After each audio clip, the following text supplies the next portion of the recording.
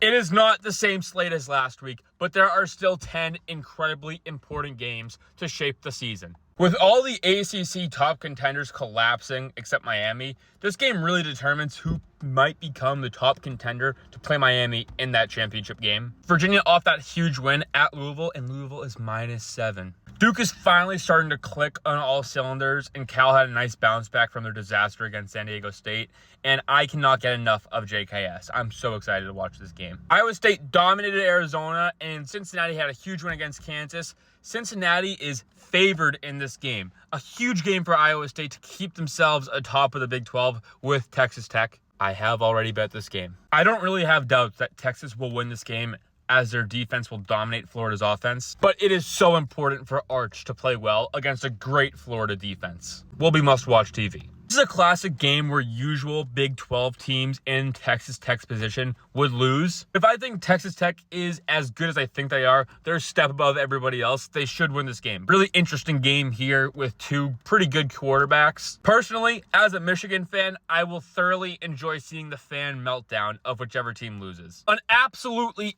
epic quarterback matchup in this game. Malik Washington is probably the best true freshman QB in the country, and I know Washington lost to Ohio State, but I am still high on that team. Huge game for both teams. Even in a loss, Mississippi State proved me correct last week. Another huge game against a great team, and these are the games that Texas A&M just has to avoid dropping. A rematch of an all-time classic and upset last year. No chance Alabama looks over Vanderbilt as they did last year, but Diego Pavia is still that dude. Number one, of course, had to be UMass's inaugural Maction game. Seriously, number one is Miami, Florida State. Florida State still has the upside to be that good of a team with the downside we saw last week. And these are games Miami lost last year. They have to avoid it.